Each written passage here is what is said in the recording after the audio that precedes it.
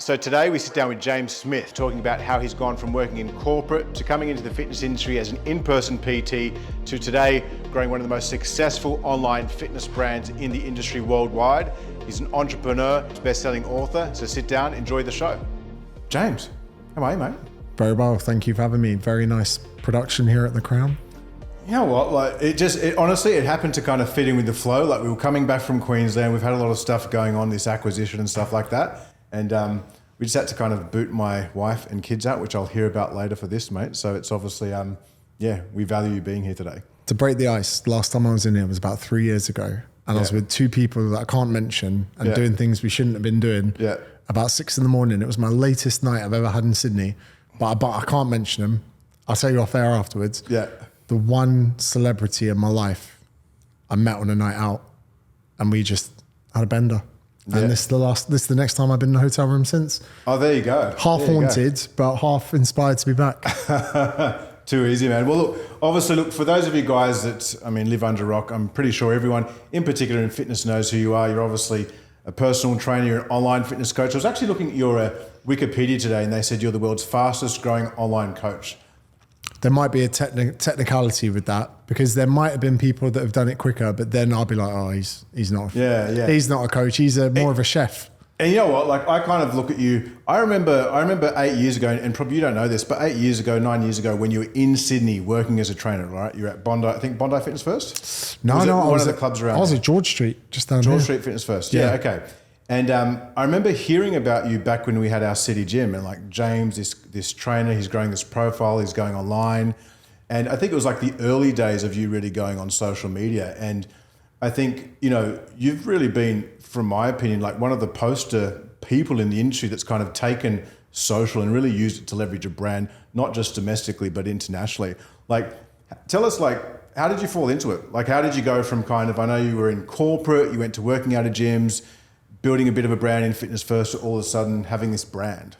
So I was PTing in the UK. I'm very happy. I was in a budget gym, cost the equivalent about $700 a month in rent. Mm-hmm. So it was a bit of a step up when I came here and it was like $400 a week. Yeah, especially in the city. Yeah, and I was there for a few years, but there was only 5 other PTs in the gym. We had about 2,500 members. The gym was a $40 a month gym. Mm-hmm. It was in a technology park in kind of a weird place in Bracknell, but even just when I first got to the gym, I sat with the gym manager and I said, you're allowed to email the people in here as long as it's marketing. I said, can you do an email blast just introducing me and letting them know that I'm open to any questions and can you give them my email address? And he was like, okay. None of the other PTs before had done that. So I had my first 17 clients within my first week just from an email blast from asking the manager. So like straight away, being that busy as a personal trainer that's never done PT before and just pretending that I've got experience helped me in the onset. But then that first year or two, I experienced being busy, burning out, not charging enough, doing too many hours. That one day that I did 14 1-hour sessions and like the next day I remember just sitting in my car not wanting to get out. I went through 50 shades of being a PT in my first couple of years. Yeah. And then I'll never forget kind of social media at the time was kind of emerging. I was definitely fortunate in the sense that video content in that 2016, 2017 realm was, similar to, how people at Microsoft and Apple got in there when computers were just emerging. So I was very fortunate in that respect. But while all of my friends were saving money to get mortgages or to like get themselves on the property ladder, my interest savings account was building a following. And I never meant for it to be massive, but I was like, if I can get 5,000 followers and then in 4 or 5 years time, I release a book or a program, I only intended to ever train 10 people face to face. So even when I had 15 clients, people were like, how are you going to build your business? I was like, well, actually I want 10. They were like, what do you mean? I was like, I want 10 to see me 3 times a week. I only want to manage 10 people. Yeah. They're going to have to be wealthy. They're going to have to earn a lot. So like my whole approach to social media was if I can get 10 people to really like me, I'm done. If I can see them between 6 a.m. and 2 p.m., I can have a life that's congruent with the family where in the morning I've got to go, future wife, whatever, can you look after the kids? I'll go pick them up from school. Like I was always planning this from the early days. Then coming to Australia, I had a psychedelic trip in Croatia. It'll make me seem like I'm a druggie. I'm just honest, right? Yeah. Not anymore, I'm old now. Yeah. But And I remember having this really introspective conversation about going to Australia, because even though I'd never been here, this was the epicenter of fitness. People take personal training more seriously. Your participation rate is higher. The quality of PTing and the quality of like, if you were to, I don't know, come into a bonus at work in Australia, someone like, you should get yourself some PT. Someone goes, do you know what? I would. Yeah. In the UK, they go, don't waste your money on that. Yeah. So came here. Marbella. Yeah. Like, you know, it's just very different. Yeah.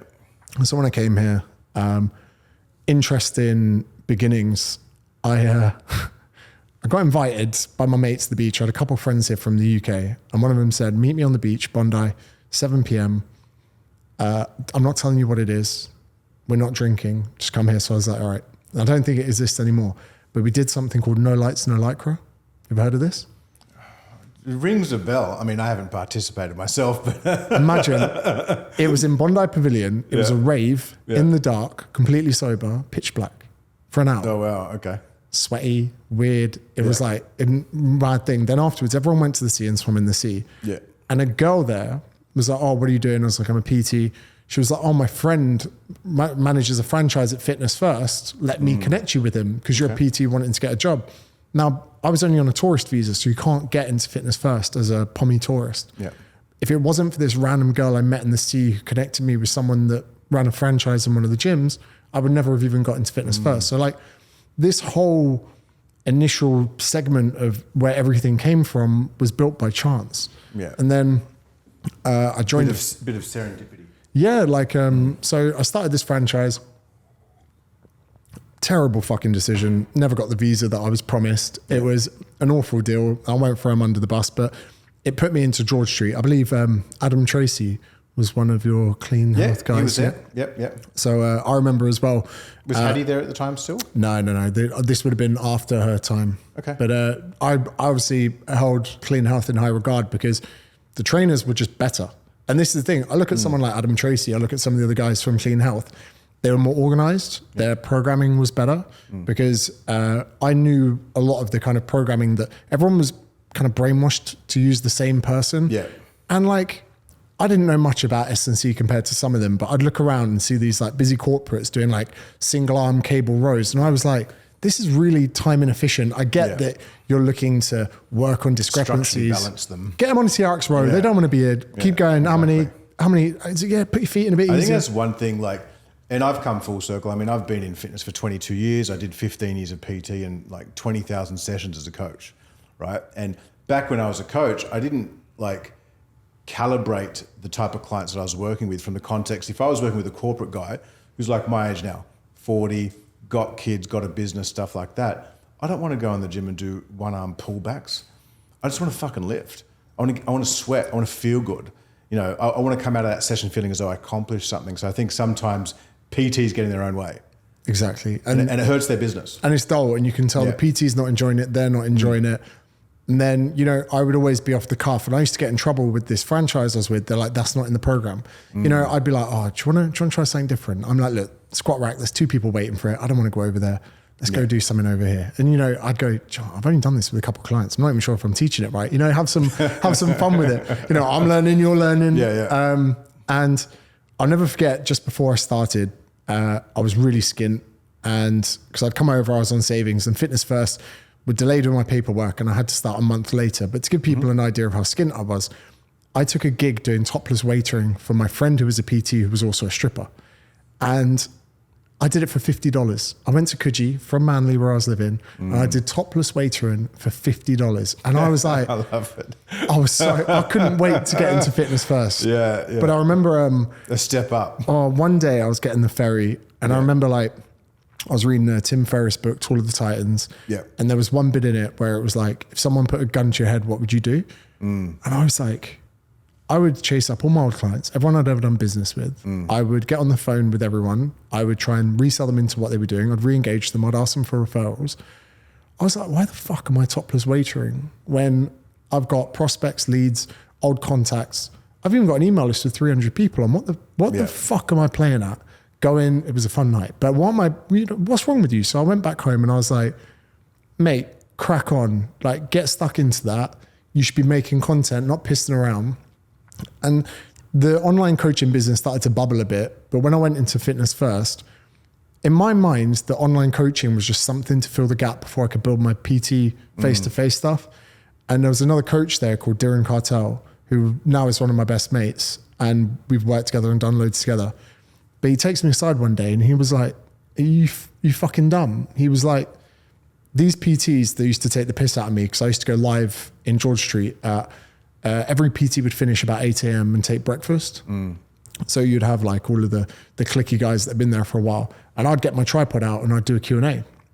And they used to giggle and like take the piss and be like, oh, you know, looking at that, whatever. But Darren came around one day and I had about 60 people on the live. And he was like, oh, it's pretty smart. And he was like, you know, what do you do with it? I was like, oh, I get them to sign up to an email list, all of that. And he said, mate, you're an idiot. He goes, these guys taking the piss out of you would do anything to not have to come to work. And you're here making nearly $1,000 a week before you come to work. And it was kind of only when he said it that he was like, mate, all of us would kill to be able to work online. And you're thinking of packing it in for face-to-face. And then I was in a really tough time in Fitness First where, one, there was 32 PTs in there. A lot of them were hyper-vigilant, hyper-competitive, but also very insecure. So me as a PT, I was like, I'm going to talk to everyone. And on my first day, one of the PTs in the PT room was like, if you talk to my client again, I'm going to take your fucking head off. And the PT manager comes out, was like, whoa, whoa, whoa. I was like, nice to meet you. She was like, you can't talk to him like that on his first day. She was like, James, I'm very sorry. I was like, I haven't even washed my Fitness First. You know what? I was at Bond Street Fitness First. Okay. Like about 5 years before you, like in 2010, 2011. It was the same stuff, man. And I was like, you know, it was that same kind of insecure kind of scarcity mindset. And the thing is, if you're a good coach, like if someone was there chatting to my client, I wouldn't be like, oh, I need to go protect them. I'd be like, if I'm delivering my service as well, book in a consult, take them for a consult. If you get my client, fair game. And that's on me. Yeah, as a coach, similar to so many coaches scared to pass their clients someone else when they go on holiday. Yeah. And I would do it all the time. And I'd be like, look, you're going to train with Dave next week. It's not going to be pretty. It's not going to be pleasant. I will be coming back, you know, like have some fun with it. So yeah, was in there, but there was one day in Bond Street where for this franchise, they said, right, we're going to, it's 2017, early on, get your clipboards out. We're going to stop people on their way in. We're going to get their email addresses. And I was like, hold on. Midday, corporates, got an hour for work. They're coming into the gym to train. You're trying to stop them from doing the one thing they've come in for their data. And I remember saying, you could just do a paid ad. You could just do a squeeze page. You could just put something out there in return for their email. And it went completely over everyone's heads that were in the gym.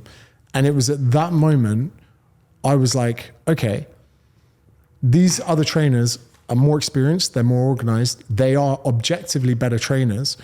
They are actually so well-rounded in so many places. But I was like, fuck, they don't know how to market themselves in any way apart from what they do. And some of the PTs in there had been there for 10 years with the same clients. They were actually living out the dream. There'd probably still be some that are there now. Yeah, exactly. And I went back in there not so long ago. And I don't mean to say this in a disrespectful way. It was fucking haunting. There's now maybe 6 or 7 full-time PTs in there. The pandemic just ruined the place. People aren't back in the city, especially not to places like George Street. Competition's changed, better gyms have opened. The way that people train is changing. So many things are different. And like, it's a constant evolving world, being able to market yourself and keep up and do all of these things. But I think it's and it's not, I don't think it's just trainers though. Like in particular in trainers though, you see it because we come in an industry where everyone's taught to learn, right? You know, learn the evidence, learn the science, learn the principles, but they don't know how to translate that. So it's that concept of IQ versus EQ. I mean, for me, when I was a coach, there were a lot of coaches that were better than me, but they didn't have the type of stuff that you were talking about, that marketing eye, that way to provide extra value to their clients, that way to kind of give them that customer service and package it into a solution that the person feels like they're valued, they're having fun and getting results. You know, so it's not as monotonous. I mean, how did you find like from there, you know, starting to dabble in line, like how did you actually go from there to like founding your academy? Like what was that process like? So first of all, I remember having a midlife crisis. It was like March 17th, 2017. I've had a few of those. They're great. Yeah, this one was a good great. one. And I remember that was the time where I was like, I was in Australia Square. We got a little dining area. Yeah. I was sat there. I've been prospecting all morning. I got no leads. And my two housemates at the time messaged me. They go, how's work? I went, not good. And they were like, what do you mean? I was like, I remember writing it on my laptop. WhatsApp for desktop. I remember going, I'm hating this. And seeing myself write that, I was like, fuck, I've taken a risk. I've come to Australia. If I don't do something about this, I've got to move home to my parents in the UK. Okay. And I was like, I remember I went to Office Works on Pitt Street. How old were you then? 28. So It'd be a hard thought process to swallow. 28. Oh yeah. And I mean Yeah. I loved Australia. I still love it. But like March, it's still nice. Sun's out, beautiful coffee. You know, look at what's behind us. I was like, what? I'm going to have to turn my back on this because I failed. And I got a board marker, a tripod from Office Works. And I went home. We had a ping pong table in our flat, which was for beer pong. And I set up the whiteboard and I was like, right, at 4 p.m., which is 6 a.m. in the UK, I'm going to go live and I'm going to have to say something in a manner that's going to go some form of viral. Okay. And that became my thing. I went to work. I think the busiest week I ever had was like 8 hours of PT. So I never established myself as a PT here. But then I'd go home and I would walk to Martin Place, get the train, get off at Bondi, walk back to my apartment, and I'd listen to an evidence-based podcast, whether it was like Eric Trexler, Brad Schoenfeld, Brett Contreras, like the industry titans. But I remember like I would get a buzz. I would listen to an evidence-based podcast that was so dry. It was so boring. I'd listen to like an hour of an hour podcast on caffeine, but I was like, no one else is going to listen to this. Then I'd go home and think of a funny angle for a video. So I started pumping it out. And then my business model was an editable PDF program, WhatsApp for desktop, a squeeze page, and a landing page. That was it. And I took that to $1,000 a day business. And people were like, oh, so where's your app? I was like, no, it's one editable program. Yep. I was doing the lives. At the end of the live, I'd say, please sign up to my email list. I would pin a link in the Facebook live video. Then as people would join the live later in the day, I would collect emails from that. I would then send out a daily email marketing campaign to a landing page, which I have like 5 principles: what it is, what they get, how much it costs, and why they should trust you. I think that was only 4, but I would just have a real simple landing page, no videos, whatever. So then it got to the point that I would do my video, write an email, wake up with clients, and the PayPal transaction would come through. I would then have my little sign up process. And then in essence, I said to people, I'm here on WhatsApp, whatever you need me, voice note me, send me videos, send me your home gym, send me what you're working with, show me the squat rack you're at the gym with. And I will tell you how to use the pin loaded parts that move. But $1,000 a day worth of coaching meant that I was actually then just sat on my sofa in Bondi all day, every day, just chatting to clients. I had a twitch in my eye. And I remember I go into the opticians, I was like, can you fix this? They're like, you're having too much caffeine, you're stressed. I was like, I'm not stressed. And then I'll never forget. There was no new tonic back then, mate. No new tonic. There was one guy leaving the gym. The gym was full of PTs, but the guy leaving was also called James, and he was an English guy. Okay. I said to him, I go, why are you leaving? You know, when people are leaving a gym, you're like, why are you leaving? I'm suspicious. Or like, I'm looking to buy a car at the moment. I'm like, why are you selling it? It's a beautiful car. Why are you selling it? And he goes, I fucking hate people. He goes, I hate dealing with people, hate being face-to-face people, complete opposite to me. And he goes, I just build websites. And I was like, who for? He was like, PTs. And I said to him, I've got an idea where I want to create an educational platform, maybe charge people like $40 a month, pre-record macros, calories, protein, how to squat, all of this. We're going to put it all in one place. And then that was how the academy was kind of formed. Was that 2018? 2017. Okay. So we kind of bootlegged it. He was a PT that taught himself to code. He lived in Balmain. I was in Bondi. I would pay him in the onset. Then we became business partners. And then when we opened it up to people, we had 1,000 people join within 3 weeks. Oh, wow. And our accountants were like, stop taking on clients. You haven't formed up your business yet. Neither of you are Australian residents. You got pommy bastards without permanent visas. We've got the issue of setting up your business. We're going to need to find directors. We need an Australian resident to like sponsor you, James. Like all of these things. I had to get my ex-girlfriend to be like I can't remember what it's called, but to be on the account of the business for it to go ahead on there. Please, babe, I need some help. And then, we still running the business now. That's our B2C business. And even to have a fitness business that's operated for, I think 6 years now, 7 years. Yeah. I mean, most fitness businesses don't last 2 or 3 years, let alone 6 years. So you kind of went from that. And, you know, one thing I remember probably, at least from afar, around 2018, 2019, starting to see you more at events. So like, how did you go from obviously, you know, you've given it a crack at in-person coaching, you know, hit and miss. You've then gotten into online and then grown quite rapidly. How did you kind of make that jump? Because there's a lot of people that, you know, in our industry that get to that point of like, okay, I've got a 6-figure, a 7-figure online coaching business, but then it stops. Like that's the ceiling. How did you go from that to now I'm presenting in front of 1,000 people, I'm filling out tickets at the Opera House, I'm, you know, coming to events like Clean Health Live as the keynote, you know, when there's some big fucking names there like Lane Norton and stuff like that. So like, how did that jump? I know it's probably not a short answer, but you know. So interesting. Talk us through that. I didn't really understand. I still don't know that much about business setup. So when we set up the business, they were like, yeah, your IP, you're going to have a trust here. And I don't get any of it. I look at my business partner and I'm like, well, if I'm fucked, you're fucked. Like, is this all legit? Yeah. And even now still like, I got a tax bill the other day. I was like, I don't understand. Yeah. So I thought that if I did an event in the UK and I went back for it, that I could just expense everything. Which in some respects, now that I've kind of set up the business, I can. Yeah. But back then I was like, I'll just pass it on to the accountant. So I was like, I'm going to do an event in the UK. I had 13,000 followers. And I was like, there's a hotel venue near where I live. I'll get like a little room there. And almost part of me was like, it'd be great if people come, but you know, if they do, great. And if they don't, it'll be okay. And I sold 187 tickets for that event. By the time I flew home, I was at 30,000 followers. Wow. And I went there on my own, made a little presentation. To have pictures with people was very strange because I was 27 when I first ever had a picture with someone. I think the first one was on Manly Beach and someone was like, oh, what's your Facebook Lives? Legend. And I was like, what the fuck just happened? Like 27, you're old enough to, I'm kind of glad it never happened when I was like 18, 19, or I would have probably ruined my life. But I did that event. And even though I'd look back now and think it was shit, I was like, oh, that's quite cool. But then I was like, right, I'll do one in Sydney.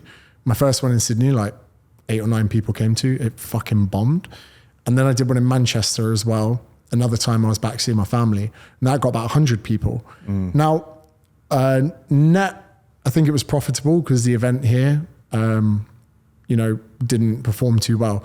But I was kind of happy that I'd like, in my mind, even though only 9 people came, I could tick off that I'd hosted an educational seminar on Australian soil. And in 2017, maybe early 2018, I get an email from a guy called Luke. And he says, hi mate, I want to run your events for you.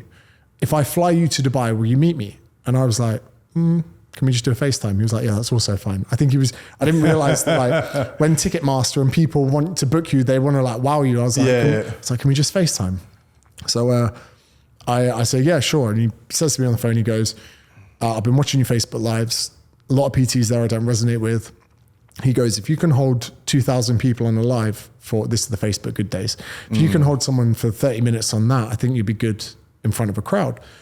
So I'm back in the UK. I meet with him and he goes, how do you feel about doing a tour?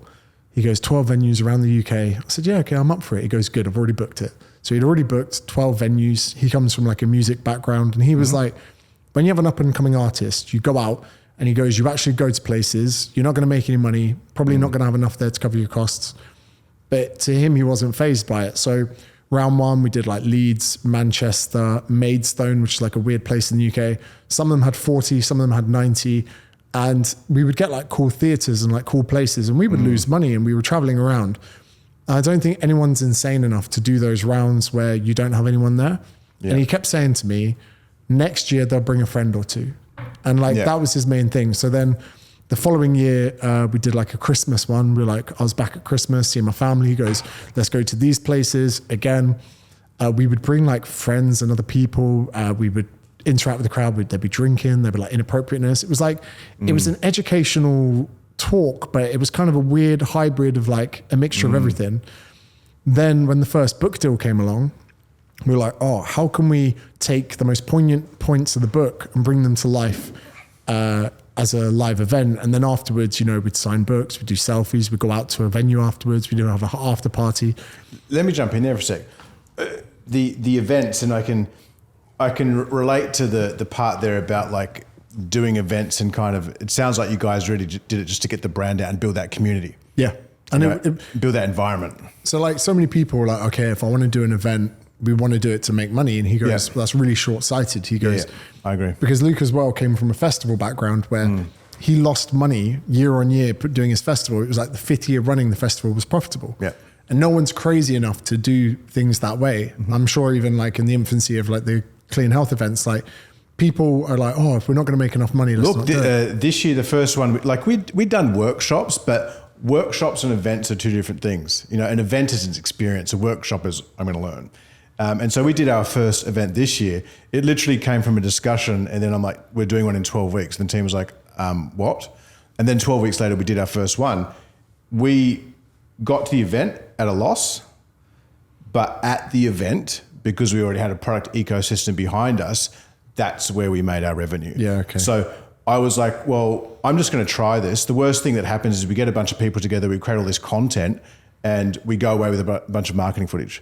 And then I was like, oh, wow, okay, well, we didn't make anything, but at the event we did. So it was like, I was prepared to take that loss because, again, I wasn't being short-sighted. I knew that, the benefits that you get from creating a community like that, it's hard to put a dollar figure on them.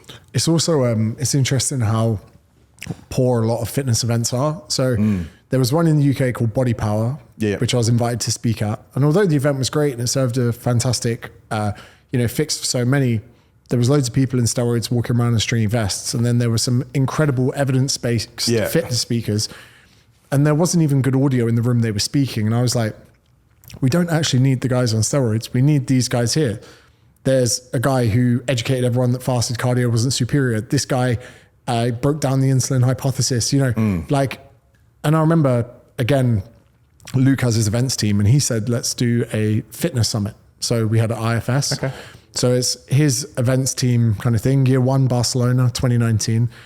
First night, we got a guy called Charlie Sloth behind the decks. He's the guy that does the AU vodka. Okay. So he's like a big character online. I went to Barcelona, stayed in the Fairmont. I think they lost like £100,000, like $200,000. Yeah. One hell of a weekend party. Then we had the pandemic, but we did an event in London. Then we did Lisbon, had the Artful Dodger as a DJ. Like having an events minded event for fitness is better than having a fitness event trying to make it an event. Yeah, I agree. Look, to be honest with you, I've taken some inspiration from what you guys have done with the IFS because, my observation looking at it, having been in the industry for 20 years, it's like a festival for fitness. Exactly. And that's such and a as you can see the emotion, the connection that you guys are having at these events. And it's great because at the integral center of it is this business to business aspect where coaches don't just get to pay for their weekend, they get to learn things from it. And I've said this before. So in the year before I came to Australia, I was at business talks, I was at business events. I was on a Saturday morning getting up at 6 a.m. to go stand on a cold train platform to go into London, to sit in a room full of PTs, of which I knew none, of which I was very intimidated, to be in front of a speaker that scared the shit out of me, to get a picture with him at the end with a sweat patch the size of my fucking hand, to then go home inspired. So like... Who were some of the speakers back then? So you would have had... There's a guy called Phil Lerney in the UK. I know Phil. Yeah, I had Phil. He did some workshops at the old Clean Health. So he... in the very, very early days, probably 2015, went to one of Phil's talks. And when he said what he said, it made it feel so much more accomplishable. But I'll never forget, fast forward 3-4 years, I was like, there was 200 people in that room. I only remember one of them. Yeah. Jamie Alderton was the only person in the room that I ever saw again online. And I was like, where did you guys go? And I realized... Where are they now? And I was like, it wasn't so much about what we learned. It was about what they did with what they learned. And that's why now when I do the business events, I don't just want to educate, I want to inspire people to take action. And like, even I did an event in Melbourne the other day, and this girl's working for a health club, and she's complaining about wages, but the health club determine how much she earns. I was like, how much do you get an hour? She goes, about $80. And I was like, it sounds to me like you should leave. And she was telling me all the benefits of this health club. And I go, how much would you like to earn? She goes, about 120. And I was like, then why the fuck are you working for that health club? And she was like, And then her friends next to her, I go, is she worth more than $80? She's like, yeah. I was like, well, fucking quit. And then everyone in the room, I was like, do you know what? Make a bit of noise if you think she should quit. And everyone's like, fucking quit, go on, girl. Like, and I was like, sweet, she's either homeless or we changed her life. But you know, like it's not enough to just give them the information. But then I'll never forget how scared I was to go to these events on my own as a coach. Like the majority of people that go are solo. Yeah. They need to go to their first event to realize they make friends, because not all the other coaches at the gym, one, want to do that well themselves because they're also petrified. Two, they don't want to see you do well. We also like tall poppy syndrome. Like when I started putting stuff out online, it really rubbed coaches the wrong way. It made me incredibly unpopular. And the only person that kind of supported my success was Darren, who I worked with. And that was because everyone saw it, what I was doing, and they found a narrative to hate me for it, where he was the only one that could be inspired by it and go, if he can do it, I can do it too, which so many fitness coaches lack. If they could only have that same viewpoint of success. Success is to be celebrated. I mean, if I see someone doing it well, I'm like, fucking good on you, man. Like go and smash it. I think, that mindset shift. But coming back to the event, so like you use those in essence to kind of build that trust, that engagement with the community. And then obviously you mentioned before that your first book was the Not a Diet book.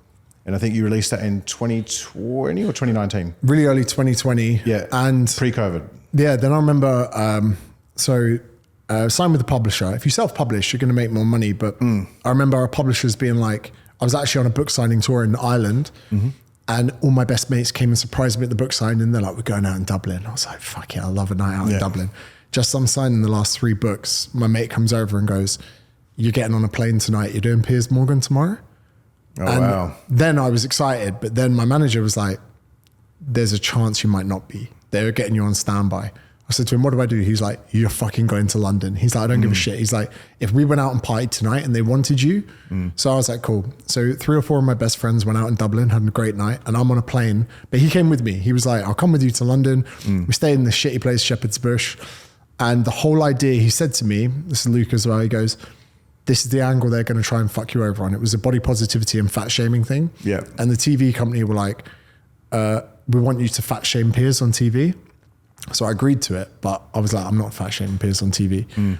So on the plane on the way back, I just thought through every single scenario, everything come back, everything I could do. Even at breakfast, Luke was saying to me, he was making up scenarios where they were going to blindside me. And we did the interview, and like there was so much adrenaline. I look back at it now, I look quite relaxed. I almost didn't remember the interview. I was so fucking nervous doing it.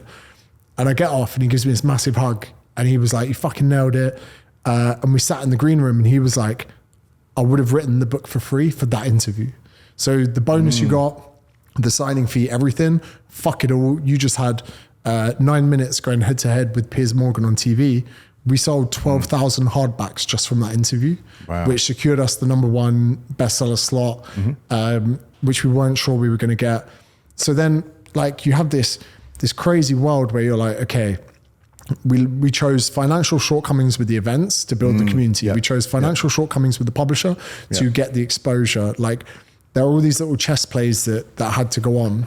Well, it's a mindset side of things. I think, whether it's entrepreneurs or PTs, sometimes they become short-sighted. It's like, okay, well, I'm losing here, I shouldn't do that. And it's like, well, sometimes it's like polarity. Sometimes you've got to take some losses to take some fucking big wins. I even look at it in the context, as I mentioned with the Clean Off Live thing, like we'll front up a crap ton of cash to get this event up and running. It's 10x bigger than what we did this year, but I just have faith that it'll come through, right? And so you just kind of let it, I think, you got to be able to risk things or at least feel as though you can. And like you can create that element of FOMO for people as well, which we certainly did with the events. And like when we did book 2, so I got to write that during the pandemic. And then when we did the tour for that, because they reduced like GST, VAT, interest rates were at an all-time low. Yep. Like looking back, I didn't realize how good the times were. We got to a point in the tour where Luke looks at me and he's like, we've done more money from the tour than the book. And that clicked for us. We were like, I was like, what? And he was like, yeah, well, the tickets, we got this. The venues were fucking not booked. So you got great deals on the venues. You got reductions in like VAT, corp tax, all of these things. And we're like, fuck. So we did our second book tour and he was like, mate, the tours can make more money than the book. And I was like, fuck. So we're writing a book for a year to make a talk the last 2 hours. I was like, mate, this is brilliant, because then the events promote the book promotes the events. You've got this great synergistic twist between the two.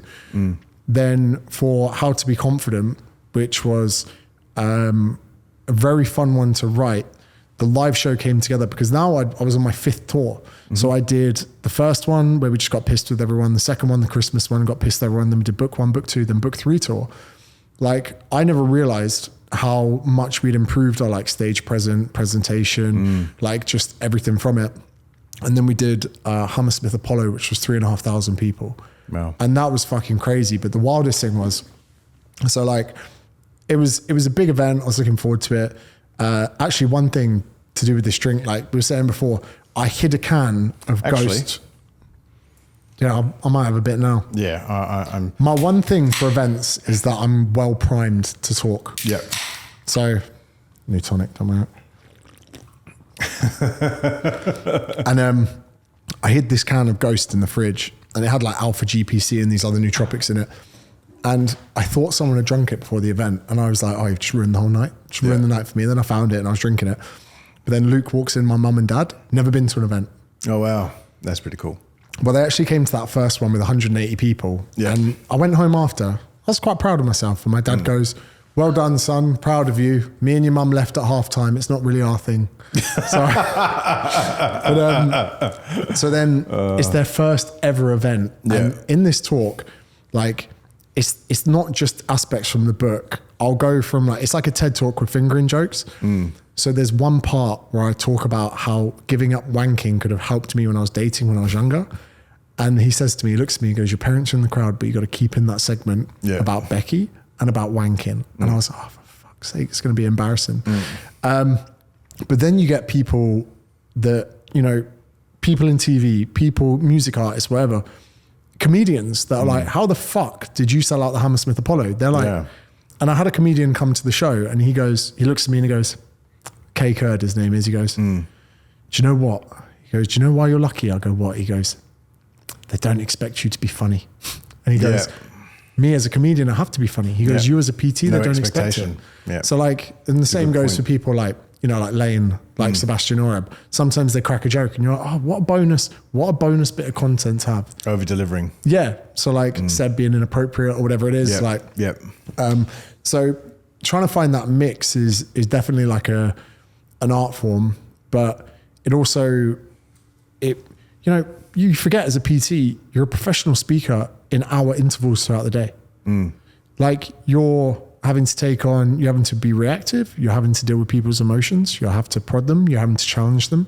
Like even the amount of times that your clients, they say something and you're like, I know what you're doing. You're saying this because you want a reaction. Similar to how we very frequently will say something to someone because we want to get talked out of it. You know me, I'll be like, oh, want to buy an Audi RS6.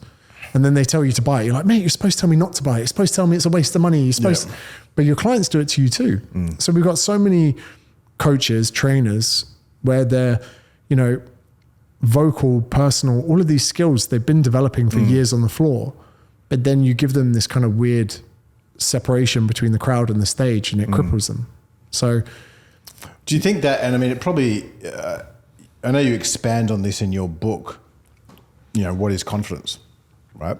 So like, in your words, like, what is it? You know, because I think from someone who's observed you, I feel like, you know, to cross that bridge from PT to filling out the Apollo and stuff like that, there's a massive amount of confidence that comes into play there. And I feel like that's a missing element, not just for PTs, but for men or people in general. Like, you know, what is it to you and how have you built it? I have a 3-prong answer to this, which will save anyone having to read the book. Yeah. The first is, we could call bullshit on confidence and say, you either did the thing or you didn't. Now, if you go through life not doing the thing, you need a narrative and a lie to tell yourself so you don't feel like shit. And a good narrative is, I'm not a confident person. Yeah. The girl you saw on the train that you didn't talk to, the job interview that you never went to, the pay rise you never asked for, the, fucking mistake they made at the restaurant that you were too much of a pussy to correct the waiter for. All of these things, if you suffocate underneath this life of constant inactions, you can paint a narrative you're not confident. And that excuses people from having to face uncomfortable situations. So I say to people, when the opportunity presents itself, you need to take action. So let's say there you are a single man, there's a woman on the train, Martin Place, and you think she's really hot and she hasn't got headphones in, and you want hey, never usually do this. I think you're beautiful. I would love the opportunity to take you for a drink. Before you tell me you've got a boyfriend or not, feel free to lie to me. I won't take it personally, whatever. Now, if she goes, I'm really sorry, I'm married, you can have a giggle and you go, well, I hope you have a great day. And she's probably smiling, feeling good about it. You're probably smiling. You leave the train, and even though you got rejected, you feel amazing because you did it. Whereas if she gets off and you go, fuck, I never have the confidence to talk to someone. It's not about confidence. It's about you either did it or you didn't. And it really is taking action, isn't it? It is. It's what separates people. It's action. So then you have that. So then the second prong thing is, there's a theory called the Zeigarnik effect where a Soviet psychiatrist, no, he would have been a psychologist. Psychologist. He wasn't dishing out meds. Observed that waiters and waitresses remember what people have ordered up until the point they pay the bill. So if that's the case, it means that when they pay the bill, they no longer have to remember, so they forget. Open tasks keep up to cognition in our minds, so that even when students are studying, they will stop halfway through studying, go do something else and come back and help with their memory. TV shows will tell you what's coming next to open a loop so that you have to close it. Cliffhangers at the end of a series are opening a loop so you have to close it. When you leave a loop open, it creates mental cognition to close it. Did I fucking lock the door? Yeah. There's a loop that you've created in your mind, you need to close it. So now I say to people, the action in action thing, you now need to see everything you present yourself with as loops. You have the opportunity to close them, so close them. It might end up with rejection. It might end up with things going wrong. It might end up with humiliation, but at least you've closed it. So next time you think you need to find confidence, you don't. You need to find the ability to close the loop. And if you can go through life closing loops, they only become easier to close. Yeah. Then the third part of that is about people that are confident are okay with failure. And failing is a really hard thing for people to have a relationship with. Hickson Gracie, one of the most decorated martial artists of all time, I had him on a podcast and he goes, losing is not the same as being defeated. He goes, if you lose a fight, you've lost. But if you never fight again, you're defeated. 100%. And he goes, if you step on the mat, you can't be in control all the time if you win or not. But if you never step on the mat again, you've been defeated. And there are so many coaches who tried an email marketing thing, tried putting out content, tried doing this, and they think that they had lost, but they're not. They're defeated. They completely stopped. Now, if someone's not afraid, things might go wrong. Things might not work out.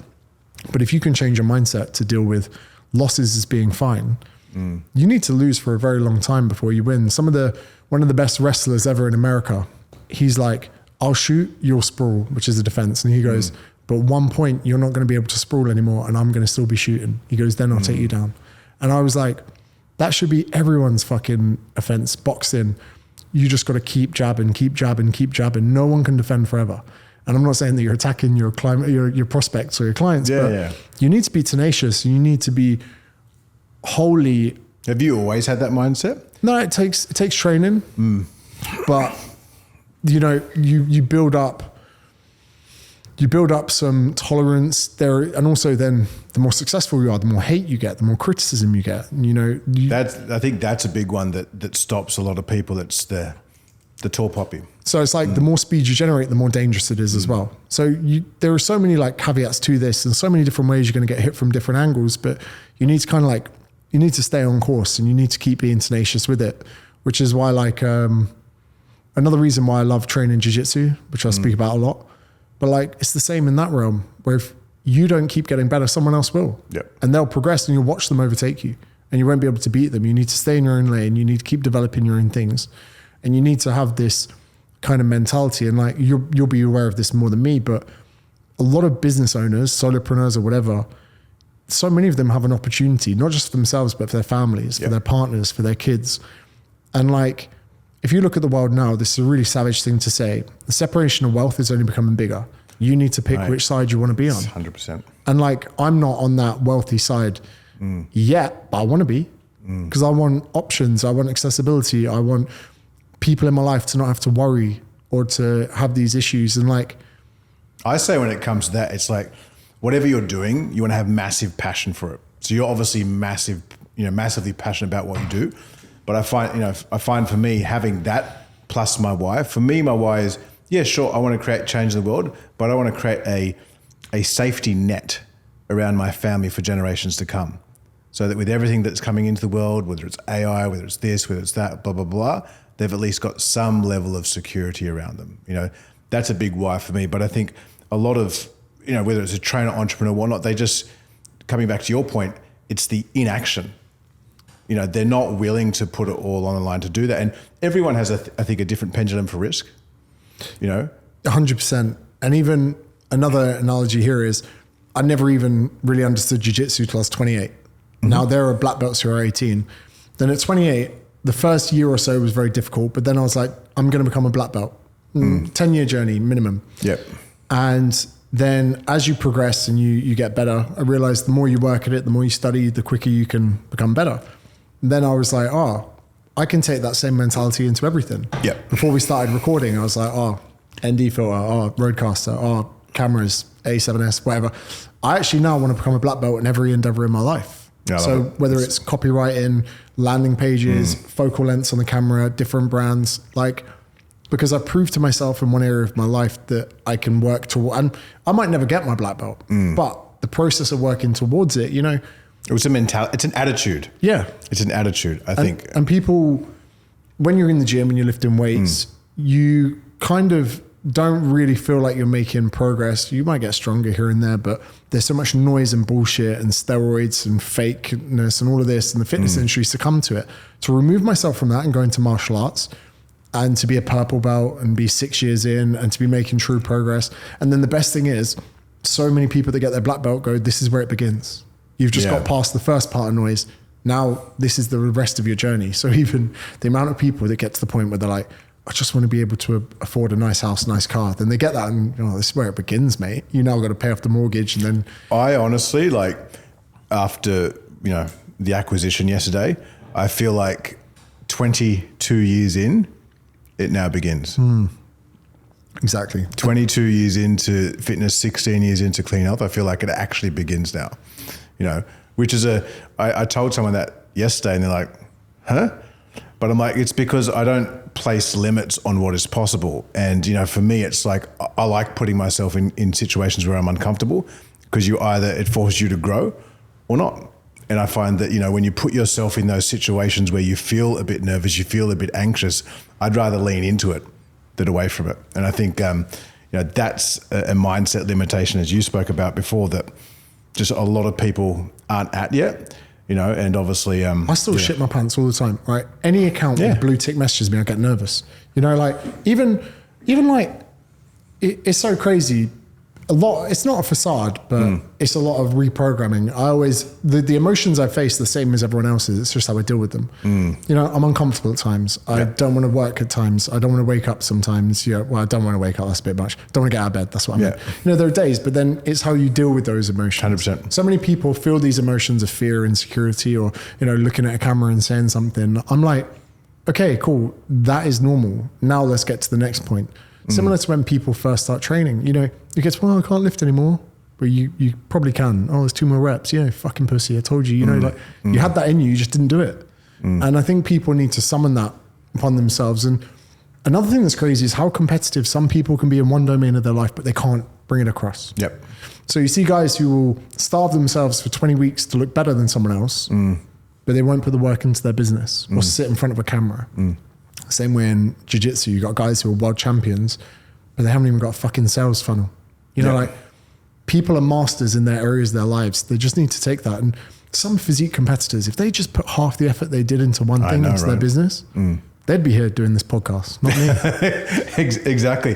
Talk to that actually about I mean, I prefer to use the term mental fitness than mental health, you know, because it's, to me, the concept of mental fitness is I can train myself up to kind of react to certain events or experience in my life a different way, right? So take an anxious situation into something that might be more positive. Like, do you do anything on a day-to-day basis to kind of adjust your mindset? Or has it just been something where you kind of watch your thoughts, you observe them and... Do you know, I did therapy a bit earlier this year. Okay. I fucking hated it. I really hated it. I was really excited. That too. So well recommended. Yeah. And then I had, I actually got recommended by my publisher to go get an ADHD test. Okay. Yep. And that was very eye-opening. Mm-hmm. And it cost about $3,000. And like, it's annoying because people think it's trendy at the moment. Yeah. But so when I did the assessment, she was like, two things. She's like, one, you have ADHD, but she was like, your hyperactivity is mental, not physical. So they put these like little electric nodes on your head. Shock therapy. Something like that. But like my brain is more active with my eyes closed and more active looking at a painting than it is doing maths. So they got me to do an exam, and she was like, so she asked me a questionnaire afterwards, but then when they got the scan, she was like, this is irregular. Usually when people close their eyes. And then I was like, I listen to podcasts when I fall asleep. And she goes, but that's probably indicative. She goes, your brain switches on when you close your eyes. So like I have all these weird things. Neuroplasticity. Yeah. And then I had this massive conversation with her, but she was like, second thing, she was like, you have anxiety. And I was like, well, that's not cool. Yeah. And I didn't think. No, I don't. Yeah. I was like, no, no I don't. She was like, we were talking it through, and she was like, actually what you do is you create anxiety in your mind to attach importance to things so they get done. And I was like, oh yeah, that's what I'm doing. So I've actually found that I catastrophize the outcome of things not going right. So I fabricate this real falling off, losing, any relevance, people not wanting to engage, come to your talks, all these things. I create this fear in my mind to keep me motivated, which isn't the healthiest tactic. You know, like I wake up some days and think about everything crashing down as a reason to get up and get on with stuff. I'm like, if I don't keep trying to, keep evolving myself, I'm going to lose everything, which there's not really any evidence to support that. No. So I wouldn't say I struggle, but there's a lot of things going on in my mind that I create to induce stress, induce anxiety, but therefore to get an emotive response from it. I do struggle very much with appreciating where I'm at or what I've accomplished. Like, that's a big one. I mean, look, you're a high performer, successful person. Like it's very hard to, what obviously helped me, to be honest, was having kids. And then a few years ago, I went through a massive nervous breakdown myself where I was like suicidal. I was having to take antipsychotics, antidepressants, stuff like that. I'd had a massive nervous breakdown after 15 years of just like this. And I'd never taken the time to stop and actually feel into how I was feeling. I had this kind of, trying to create drama, trying to create stress, trying to create some sort of thing to achieve some sort of goal. And it wasn't until I went through that process and actually learned how to, actually I'm feeling that way, and sit in it and not label it, and just, I am anxious right now. The last week, I've been anxious 10 o'clock at night, anxious as fuck, but I've learned to embrace it for what it is. And it's like, Eckhart Tolle talks about it. It's like, this too shall pass. Yes. This too shall pass. If there's too much noise in my mind, I didn't ever want to take the medication. I'm worried I'll like it too much. And I'll just take the dog out. I'll just go for a walk, put my phone in my pocket. And similar to what you said, I'm like, okay, I'm anxious about this. Normal response. Yeah. I'm anxious about this. Probably overreacting a bit. Yeah. And then you kind of just take stock of these different things. Okay, what is really important today? Is that really important, or are you just making it seem important so you can get it done?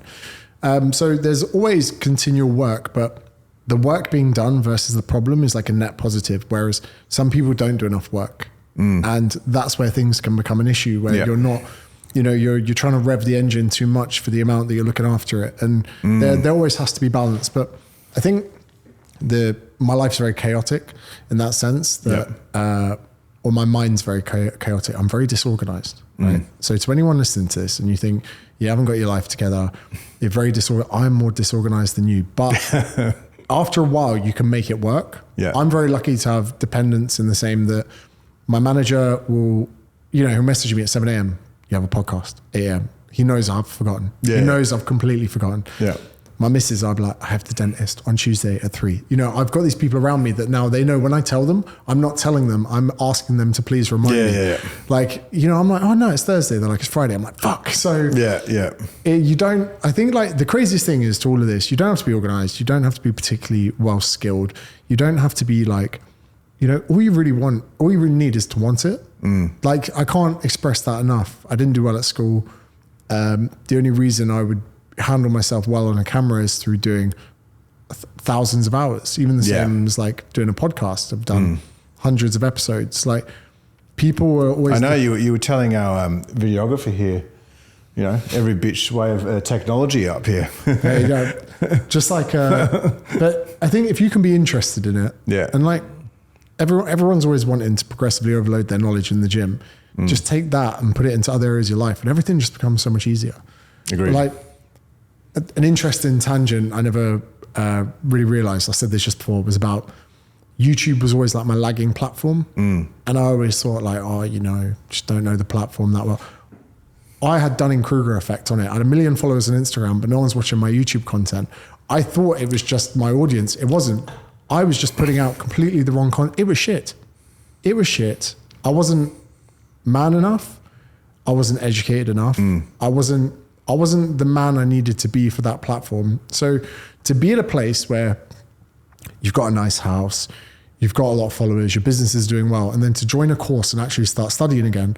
I posted maybe like once every 2 weeks on Instagram for like 2-3 months. My manager's like, I get that you're working on YouTube, but you still need to post on these platforms that you have millions of followers. He's like, we need to keep the lights on, you know? Yeah. But doing it, I got to learn about we so much say to people, pay for our services, let us upskill you, learn the trade. You got to do it yourself, practice what you preach. And then, I did it, and it was the fucking best decision ever. Yeah. Like, and even 10 years into making content, I'm watching videos going, I can't believe I didn't know that. Can't believe I didn't realize that. So what would you say actually on that tangent? Like, obviously you've built up this massive community and following online on Instagram, and your YouTube's grown a lot too. What are some key difference between creating content on Instagram compared to YouTube that you've found? The best for them to land. Best rule for both, it's not about you. Yeah. It's never about you. Fitness people do a vlog, no one fucking cares. Yeah. They don't care. And for me, I've accepted that now. I'm a vessel of information. It's always about them. Everything is about them. Yep. So stop posting your fucking lunch. Stop posting your fucking workout. Start thinking about their problems and help them. Because if you are subservient to their needs, they will love you for it. The minute you make it about yourself, which can happen when people get a big following, they start thinking, I have a big following because I'm great, when the truth is you have a big following because you helped a lot of people. Yeah. Even little things, right? My thumbnails, I was putting myself in it when the video wasn't about me. I was like, why the fuck have I just put my face? Like, if you're talking about the iPhone and you've got a big iPhone channel, you can believe it's the iPhone that's in the picture. Yep. Whereas some people are like, you're like, get your fucking face out of it. They don't care about you, you know? And like, it was really difficult for me to come to the fact, but then I found peace with it. It's not fucking about me, it's about them. And then the more you can remove yourself from it and just realize that you are subservient to those people, the better. And then again, about so many people that come across your, you always got to watch your content back as if someone's never seen you before. So I was wearing a pair of short shorts the other day in an edit, and I said, get that out. And he goes, oh, but you always wear short shorts. I was like, mate, if someone's coming to this video the first time, they're going to think I'm a fucking prick. Like, you know, I was like, there's way too much dick in this shot. And I was like, to people that watch my videos for a while, they go, oh, short shorts. To other people, they go, who the fuck is this guy? So like looking at, rewatching your content and thinking, if you saw this for the first time, would you really like this person? Because even when you like start being funny or whatever, that can be really difficult.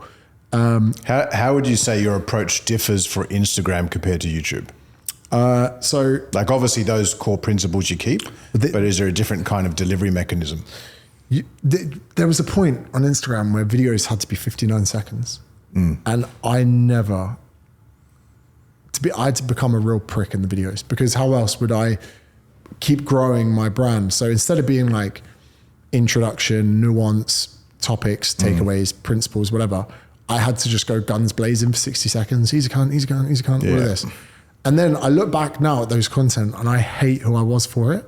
Okay. So then, but there has to be an element of that in short form. Otherwise you just won't capture other, because the thing is, and this was a hard pill for me to swallow, People are just doing this, and you have only 100%. A few seconds to capture them, and they are savage and they don't give a shit. But this was the hard thing for me, right? Was 1 million followers on Instagram, put a video on YouTube, got 4,000 views, and I was like, I follow maybe 2,000 people on Instagram. Yeah. But how many of them do I watch their YouTube videos? Yeah. Maybe 4.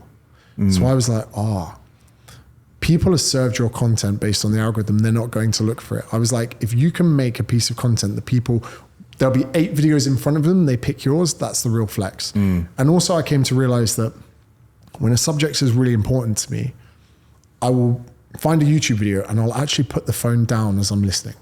So trying to distinguish between getting the Audi RS4 or the Audi RS6. It's an 18-minute video. After the first minute, my shoulders relax. I put it on the side, I start emptying the dishwasher and I listen.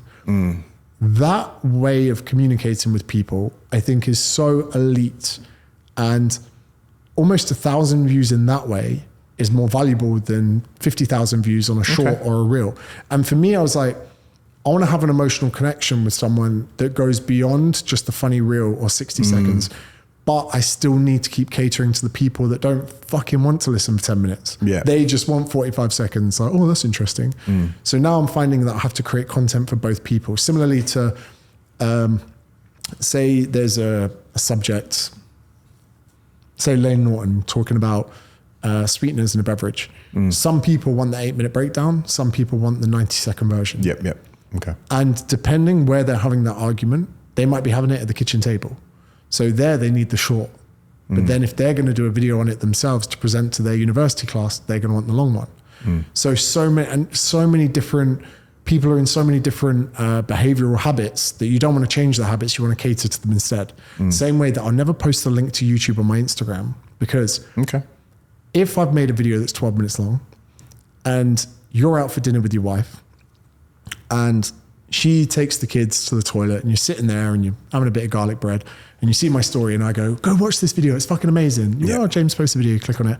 1 minute in, oh yeah, then your wife comes back, you switch off. YouTube goes, this video is shit, because people are leaving at 1 minute. But the issue is I tried to change their behaviors. So someone's on a Tinder date, or they're walking to the train station, or they're about to get in their car. I've told them to go watch a long video through a short video format content platform. They're not in the right behavioral mode to do it. So instead, you are better off people that are on YouTube, that are ready to let their shoulders drop and to sit down and to listen to you, that are emptying the dishwasher, than you are forcing someone that's on a short form content to go across to watch it. All of these things I never even thought of before. Here's a question on it. If you had the knowledge back in 2017 that you do now about social, right? And these platforms were in 2017 and you had 0 followers, which path would you go now? Insta, TikTok, or YouTube, and YouTube, or why? Probably YouTube. Okay. And there's part of me that beats myself up for it. And I said this once, and Luke, my manager, again, he goes, yeah, well, Insta and TikTok, they bought your fucking house, you little cunt. You know, like, so, exactly. Yeah, so like, he was like, yeah, don't hate it too much. But like, I kind of, there's part of me that I was like, oh, I've kind of missed that deeper connection. And maybe I would have been able to keep more people along the way. Because, so you feel YouTube, obviously, you're getting longer views per video, or longer usage per video, longer time, that you're building more emotional connection with that demographic compared to Instagram. Yeah. And I feel like it's a long-term relationship. Yeah. And I call it the Jordan Peterson effect. People, before they go to one of his events, probably absorb, I don't know, maybe 5 hours of his content before you buy a ticket to his event. Now, 5 hours for him on his lectures, you acquire that very quickly. Yeah. Whereas if you were to watch shorts, that could take years. So then also, like, I feel like we're seeing this big divide between long and short now, where there are some incredible creators in that shorts world. But I was like, again, when you think about only needing 10 clients to have a profitable PT business, or when you run a high ticket business, you only need 50 people that love you, right? Why are we trying to appease to the masses in a place that can sometimes feel cheap? And better yet, the one biggest thing that's been missing from so much of my content over the years is story. And now trying to answer your question, if I'd known all this in 2017, I'd probably have been in a mental asylum by now, because it is, when you become someone that cares this much about content, like you hold so much of your happiness against your creativity. So when you're stuck in a rut of not being creative, I take that very personally. I'm not a very fun person to be around. Like if I'm not able to squeeze the creative juices, like I become like sad because I'm like, I haven't had any good ideas. But then when I have a good idea and it performs and I get the 1 out of 10, I'm like, oh my God, this is amazing. So there is a double-edged sword to it, but so much of education is actually in stories. So every movie is a story with an educational purpose to it. And every educational video is a story, but every story is also an educational video. And I never saw that until this year. Okay. So for instance, I did a video on YouTube where I burn 5,000 calories, then I eat 5,000 calories. Now that's the story, but intertwined in the story was explaining to people total daily energy expenditure, NEAT, BMR, everything else. So actually, I had to create a story to put an educational piece in. Then I did a video the other day about how one of the biggest food competition eaters stays in shape. That's the story, but really it's about managing calories across the week. So now trying to attract people in with some form of story to then educate them. That's how you retain people and get people interested in something. Like I want to do one with Ned Brockman soon where I want to run a half marathon in Crocs without training. That's my title. I ran a half marathon in Crocs without training. But before I do it, I'm going to spend a day with Ned asking him, how do I run long distance? So then people come to watch me suffer, but then they leave knowing 4 things about long distance running they didn't know. And now to me, like if you can captivate people in that way, I think that could be such an integral part of getting people on side. Well, human beings love storytelling, right? So if you can kind of wrap up the information in something that is engaging and they buy into it, like, you know, you're going to deliver your message across, right? And it's also like, it's a bit sneaky. They're like, oh, yeah, fucking hell. They're like, I didn't expect that. In one of my videos, I got a bit carried away teaching people how to skateboard. And everyone was like, why did you put fitness content in a skateboarding video? Yeah. So like, there's so much fun that can be made with it. And I just feel like one area, if any coaches are listening to this, well, I fucking hope a lot of them. Yeah. There's one thing that I can notice more than ever is that people notice effort. We human beings are so good. Even the biggest idiots amongst us are so good at spotting effort. So let's say someone makes a video and they do some B-roll, they set up a camera in the hallway, they film a close shot of them locking the door, just on a reel about them going to the gym. People don't even realize they're appreciating it, but they're appreciating it. I feel like we could be moving away from this world of low effort content. So like for right now, you've got $15,000 worth of camera equipment, not to mention some of the lenses. You've got Shure SM7B microphones. These are like fucking $400 a pop, nearly $1,000 for the Rodecaster 2. You know, like, is that what it all costs? We say that close? It's close to like 30 or 40, I reckon, all up. $40,000. Wow, okay. For a fucking conversation, right? In New South Wales' most expensive hotel, right? Yeah. So like, and gosh, far out when you put it in that context. Yeah, so these are the levels. Great tax deduction. Yeah, these are the levels that, you know, people are going to have to get to. But even if you don't have the most fancy equipment, the effort has to be there. And like for me, I'm kind of sensing that. I kind of sense that this high effort realm is where we're going. You know, I'm starting to. I think you're spot on. You're right. Like I'm seeing it more and more too. It's that the game is lifting. 2022, it was great to react to bad TikToks, but people hate that now. People are, oh, fucking, you know, I hate it. The negativity, you know, reacting or watching your phone for the first 5 seconds. You know, like there are these waves and peaks and troughs, and the audience like evolving on this ever like growing kind of spectrum. And like, I feel so strongly about this where now, even in my head, I'm like, I think I need to spend more time making less videos. I feel like everything has to be less volume, more quality. We even saw a realm of these like low quality adverts that were integrated into TikTok to make it feel like it wasn't an advert. But yeah, like I tell you what was interesting for me. This is where my mind's been. I was watching Peaky Blinders a few months ago. Yep.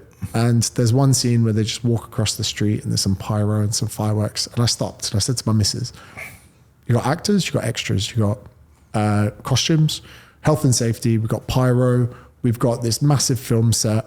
I'm like, there are tens of thousands of dollars for 3 seconds of footage. Yeah. That probably took half a day. We're sat there and we just take it for granted.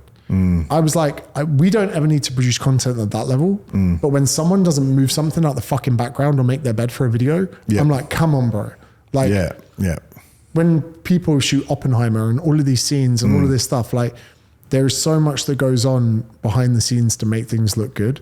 So in the world of content creation, like, coaches need to start to learn these things, like the law of thirds, which I never appreciate. This will ruin your life, right? Any photo of anything, you know the grid that you get on your camera sometimes, right?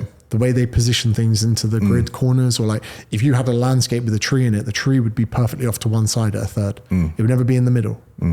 So now even if I see a thumbnail and someone's not used the law of thirds, I'm like, you sloppy bastard. But like, these are. So you feel like social in general is kind of going there, heading into 2024. It's like the year of leveling up. Yeah. Like, you want to talk about fat loss? Nah, do fucking 7-day water fast. Prove it to me. You know? Yeah. You want to talk about the impacts of ketosis? Do it for 30 days. You know? You want to talk about fat gain the fat. Like, talking about it is not becoming enough, because so many people now are cluing on to the fact that talking to a camera can change your life. Now the industry is becoming so much more competitive. Like, people are now going to have to take it upon themselves. It's the variable, the effort variable. You made a good point. Like, when you started out, you were doing all these videos every day at whatever time. Everyone was laughing at you. You were collecting emails. No one was fucking collecting emails back in 2016, 2017, 2018. But it was effort, you know, and I think that, you know, from everything you're saying, I kind of take that as a way, as like, effort is the variable. And like, for your Clean Health event, we should definitely talk about a collab between like IFS, Clean Health next year, somewhere cool in Australia. Like, I love that. But then you go to the effort of like lanyards, wristbands, lighting, stage, like all of this stuff. Like, people don't realize that LED screen costs fucking $17,000 to hire. You know, like all of these things, but it's the effort bit, because if there isn't that high resolution LED screen behind the speaker, it changes everything. So like, and again, this doesn't apply to everything, but how you do something is how you should do everything. So if you put that much content into your video and your content, it's going to reflect into your training program. It's not going to be a sloppy PDF or whatever it is. So like, it's an interesting world we're in. Probably freaking a lot of people out there. Oh, I don't know how much that camera. You just need to start the journey. I think you just need to start, but also like, you know, I want to come back to something with you, and you've said a few things. I mean, you know, back in the day you were collecting emails. Like, what kind of triggered that for you to kind of start thinking like long-term of owning your own kind of database, owning your own brand? Because I think that's something, even just that in itself, that a lot of kind of entrepreneurs and trainers don't look at. They just look at social as like potentially the only way to kind of grab a database or grab eyeballs. I'll reveal one of my first slides at Clean Health. So getting laid and getting sales are very similar. So if you wanted to get a lot of sex, and I will speak in a slightly misogynistic term, but this is for education. So ladies, if you're listening, you're welcome. So if I go to the dance floor, and I'm in a very happy relationship. So I say, James, 28, he's heading into Surrey Hills tonight to get laid, and he goes to the Beresford. I need to get into the Beresford because that is where prospects are going to be for me. I need to put myself in a place where loads of hot young women. If I don't put myself in the Beresford, I'm fucked. If I put myself in the, you know, some random bowling alley in Taraji, I'm not going to fucking find anyone. So I've got to put myself in the right place. Then my next tactic is to talk to people. But what I can't do is get excited and just go around asking girls to sleep with me. It's just not going to happen. Instead, what I need to do is have an approach, have some kind of pitch to them, then also appreciate that the people in the Beresford aren't looking for dick. They're looking to have a good time with their friends. So I need to respect that and say, hey, look, really like you, like what you're about.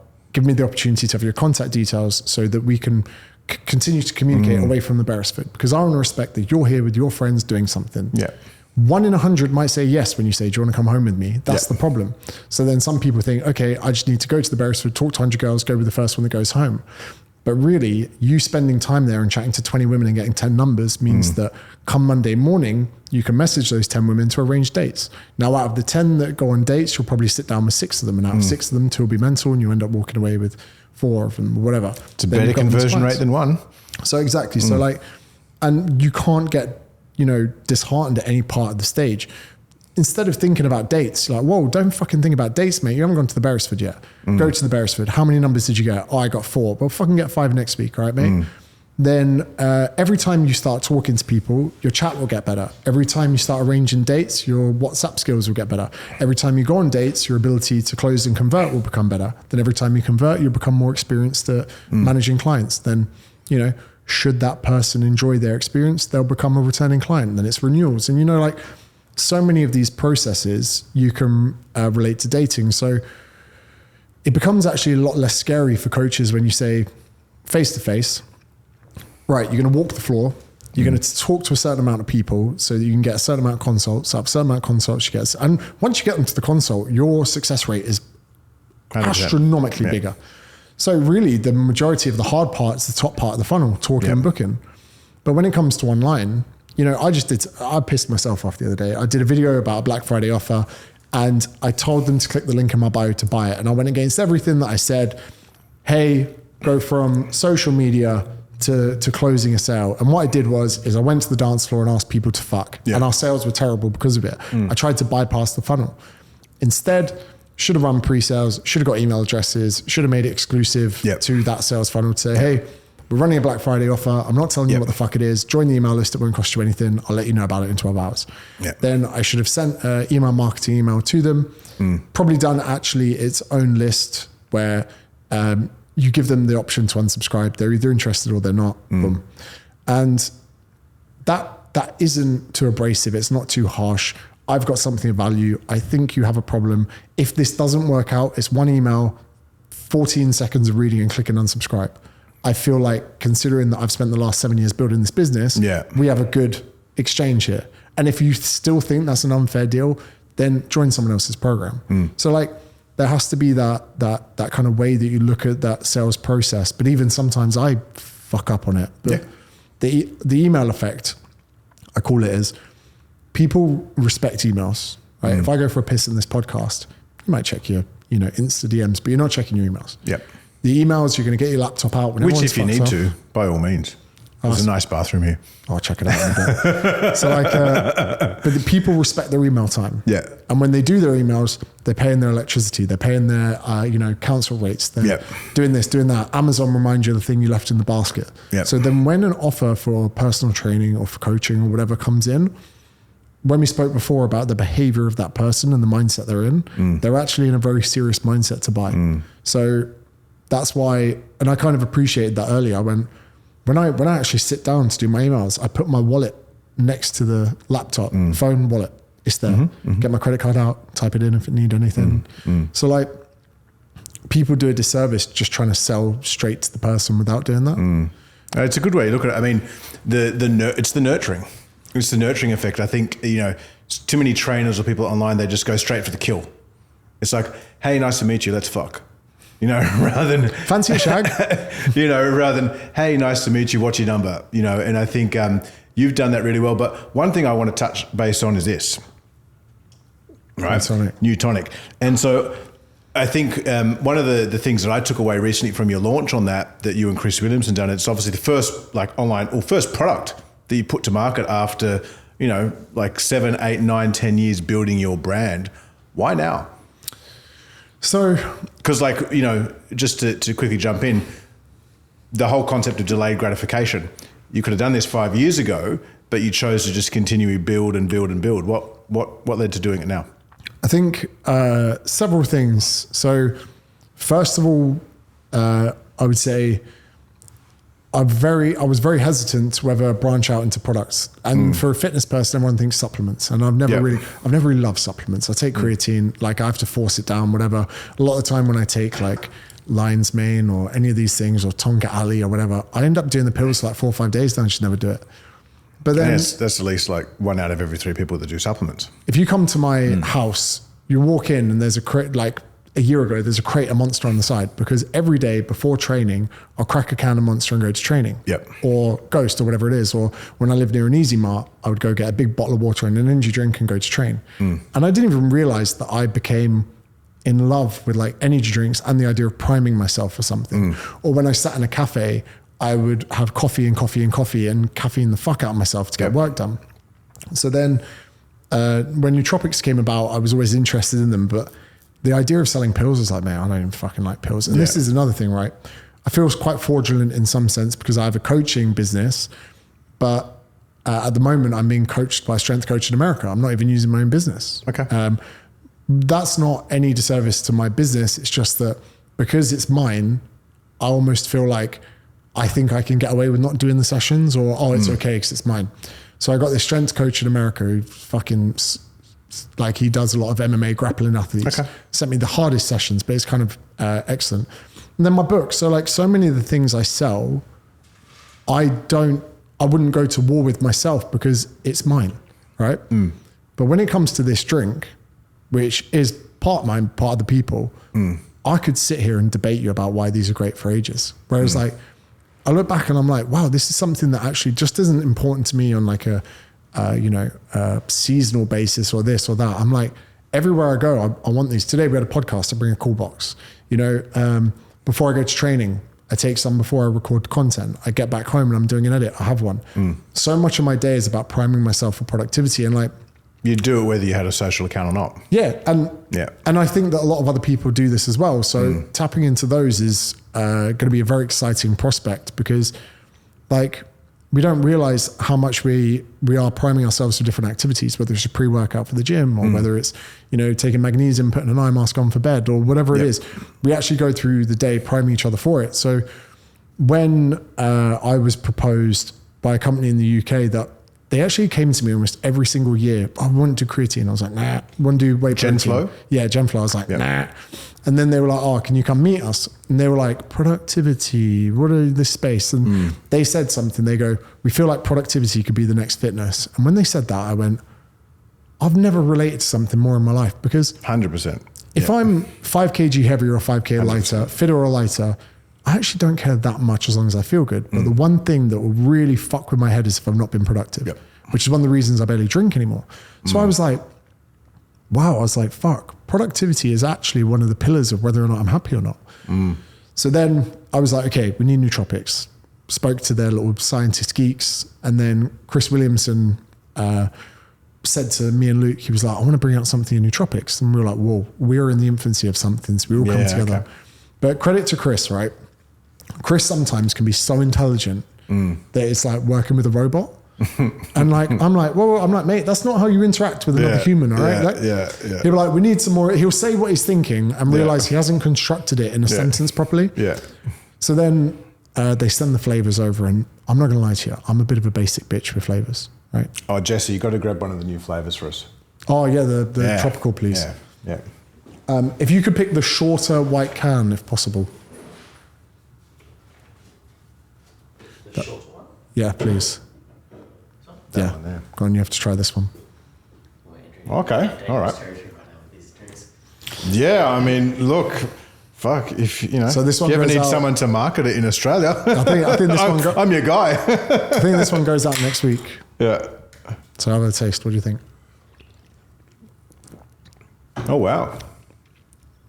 I think this is actually my new favorite. Yeah. So yeah. So I mean, for me, 1, 2, and then 3 in terms of like that's my palate. My wife, she's probably more. I'd say this would be her number 3, and she'd go that and orange.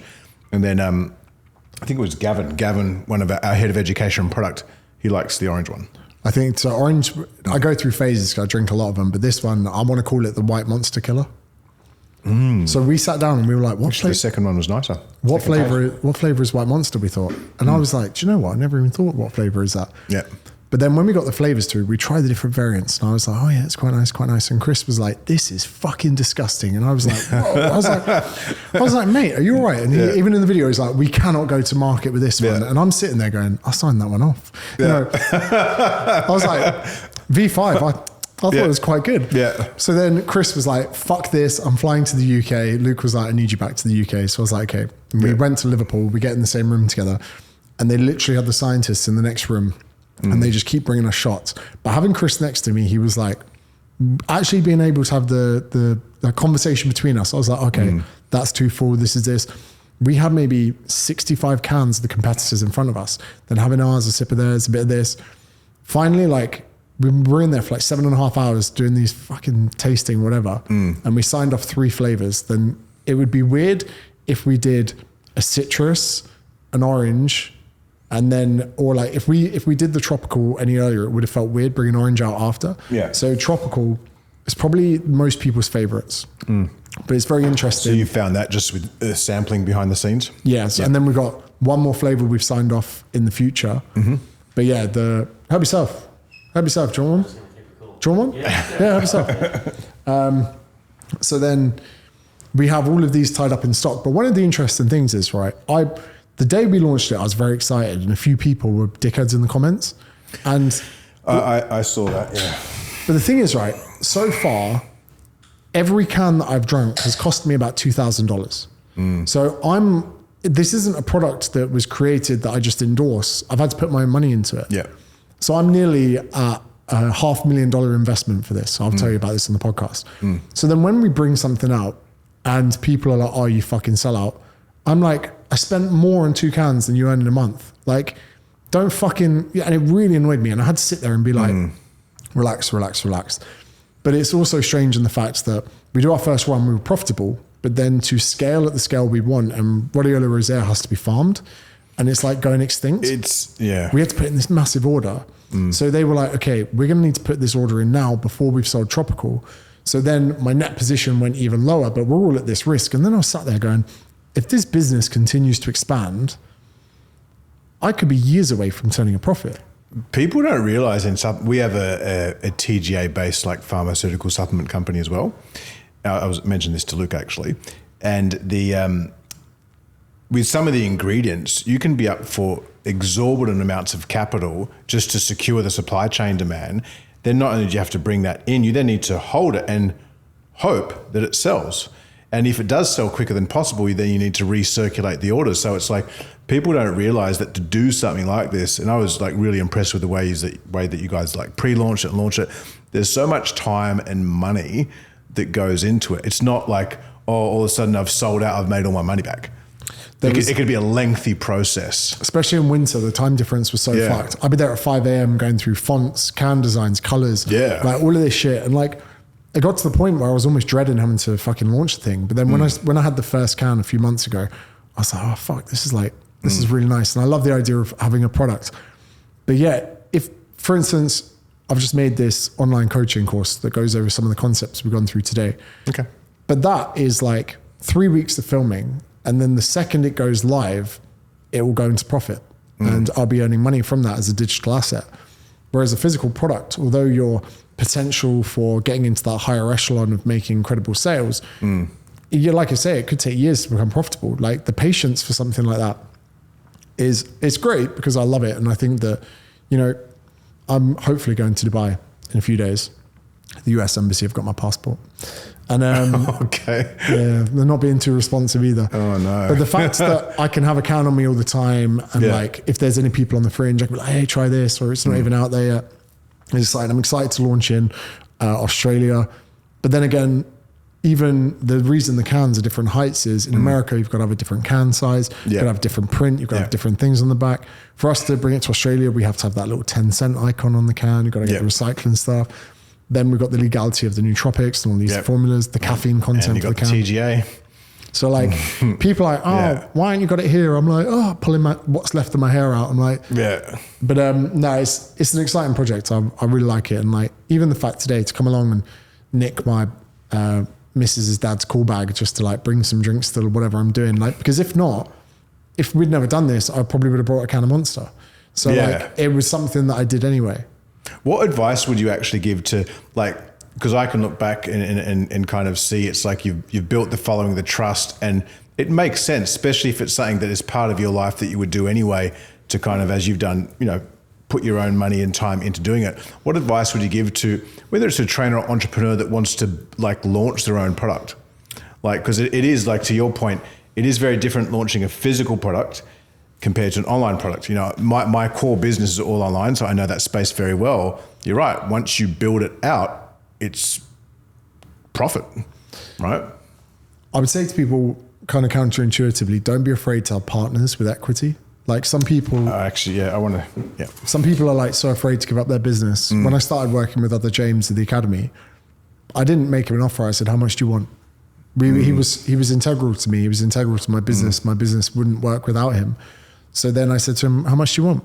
And he asked for a percentage, and everyone said that's too much. And I said, fuck you. I said, if we want to make more money, I don't get 10% more equity. We make more money together. The same sense with the drink, like, you know, oh, we could have done it without Chris. I'm like, well, actually, Chris has turned out to be integral for the taste to be so fucking good. Also, he's invaluable as far as, you know, just the way he's positioned himself and established himself and all of that. Could we have made more money without him?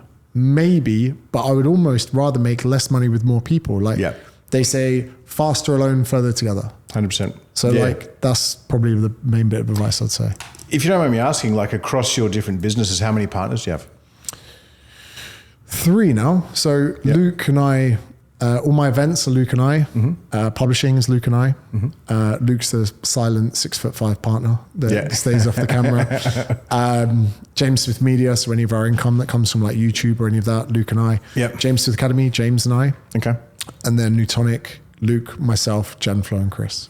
And what do you look for? Because I mean, you seem like you've become very self-aware over the years of where your strengths lie and where your weaknesses are, and obviously have outsourced those weaknesses to people that you trust. What do you look for in a relationship when it comes to someone as a business partner? So, and like, what advice could you give to someone that might have an opportunity like that in the future too? I think it's important to not go into business the people that are the same as you. So my business partner, James Shaw, he's the complete opposite of me. Okay. He does payroll, accounting, works on people's KPIs. He does a lot of what I would consider the dry stuff, but then he doesn't want to ever talk on camera. So even when we met, we sat with PwC when we put the company together, and the guys are like, you guys are great because you're polar opposites. I'm like, we should buy that. And he's like, no, I want to spend money. He wants to save it, you know? So that for sure. And then also, if you go into business with someone who's further ahead than you, like Luke, for instance, he feels more like an older brother. So this is crazy, right? People probably won't believe this when I say it. So I looked at our bank account once when we formed the business in maybe 2018. I haven't accessed our bank account since. So although I'm the majority shareholder of the business, I just trust Luke with everything. So he could be skimming money from me. He could be. It'll be an expensive mistake if he is. But I can't express the amount of trust I have in a guy that I only met a few years ago, to the point that even say I want to buy something, I go, can I afford this? And he's there and he gives me advice, he gives me life advice. And even just little things like, he has a guy that works for him who's a bit of an idiot. And I go, why do you have this guy working for you? He goes, he's an idiot, but if I need to hide a body at 3 a.m, he'll help me. And I went, do you know what? I like that. So I have partners that I can lean on, but I also have partners that I learn from. And that's really important because people can all too easily look at your team and see you as talent. But even in my pools of partners, I would even say I'm one of the least competent. I'm just the front man to the people that are more competent. So it's like a funnel. Cold, warm, hot, front, medium, you know, back end. I mean, I look at it, we've got with one of our products, the Physique Coaching Academy with Lane. It's Lane, myself, and Professor Bill Campbell. You know, we all bring different elements to the business. We're alike in terms of our ethics, morals, and values and how we see the world, you know, very much so. But in terms of our skill set in the business side of things, we complement each other extremely well. And that's like such an important lesson. Like, you're better off having less pie with more people that can lean in. I'll tell you a funny one. Probably shouldn't be saying this. I might have signed a contract, but fuck it. I got legal action from an Australian. I've had a few of those over the years. They're fun. She waited for me to get back into Australia before pressing me for it. So she'd said something non-factual online. I'd called her out. She ended up losing her job and deleting her social media, which I didn't intend, but she was being a bit of an idiot. Anyway, she wanted a public apology. So I go to Luke, I go, what do we do here? He goes, absolutely not. So we're in Sydney, we're doing an event, and he messages the lawyer and goes, can you serve James on stage? Because we think it would be quite good for the event. And the lawyer goes, absolutely not. So he goes, he goes, all right, well, why don't you come to the event? We'll be there from about 5 p.m. And we'll do this then. The guy goes, okay. Friday night.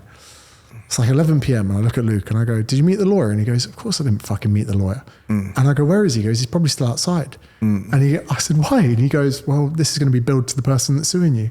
And I thought, fucking hell, never in a million years would I have thought of something like that. Yeah. And I was like, because when something impacts you, it can seem like the worst thing in the world, but to have someone around you that understands how the game works and everything like that, like it's invaluable. Like when something goes good, they can be like, calm down, this is usual for the first week. When something goes bad, they go, oh, you know, like I couldn't imagine anything worse than experience success on my own. Yeah. Because it 100%. It just seems like such a weird... Well, a lonely journey. Yeah. Too, you know, like who are you sharing your wins with? Who are you sharing your losses with? You know? Even now, like I'll be honest with you, the academy this year, even though we are at the lower end, well, the thing is we wanted an affordable business. We went the opposite of high ticket. And we've now got a demographic of the most affected people from the current economy. So it's made business a little bit tougher, but when we talk about it, we almost laugh and cherish it. We're like, oh, well, if we got out of business, we came this far, which is not going to happen. But actually the struggles are keeping us in check. Like things becoming harder for us as a business, we're actually thriving in it. I kind of am quite happy in some respects that none of our businesses did too well too early on. Because if I'd made millions in my first couple of years, I probably would have become very complacent. So even like the graft, the struggle, the, you know, getting off the ground, I know it sounds cliche, but it's such an integral part of the kind of journey, you know? 100%. Like, Look, that part there, I mean, my first few years, I did go like that. And then I guess a sense of invincibility came, you know, fucking Superman. And then all of a sudden the universe goes like this, whoosh, and then you're millions of dollars in debt, you know, liquidating a business, trying to, you know, pull yourself back out of the swamp. So it does, like, I agree with you, like going through a, you know, step-by-step journey does actually make you appreciate it more too. Yeah, 100%. And I mean, like, that I'm always kind of grateful for. It keeps everyone kind of grounded as well. Yeah. Because some people, they do get a bit carried away. I agree. And I think some people, you can tell, some people get into this kind of business for the wrong reason. You find out I agree. kind of soon. And, but no, I think it's important to have, the right people around you. It's just difficult to find them. Definitely. And I'm very lucky. So now one of my main business partners, like, how'd you meet? I'm like, oh, you just emailed me. Yeah. And like, even then, yeah. And then, oh, so what happened then? I was like, I just agreed. Just wasn't too bothered. So I want to finish on 2 questions. All right. First question, shameless self-plug for Clean Health Live. Obviously you're up there with Lane, with Sebastian Roy, with Hattie, Mark Carroll, Lauren Simpson. Who else we got? Jackson Pios. I'm doing some stuff there. Talk to us, like, you know, obviously you know a lot of these guys over the years. I know when we first connected about it, I mean, I could kind of sense the excitement of being able to actually be up on stage with these guys and doing this type of thing. Like, what do you want to bring? If someone is listening right now, like, what are they going to learn coming and listening to you at Clean Health Live? So like, even if I haven't been probably one of the best coaches or whatever, like sales and marketing is like my favorite thing. It's the thing that I'm most passionate about.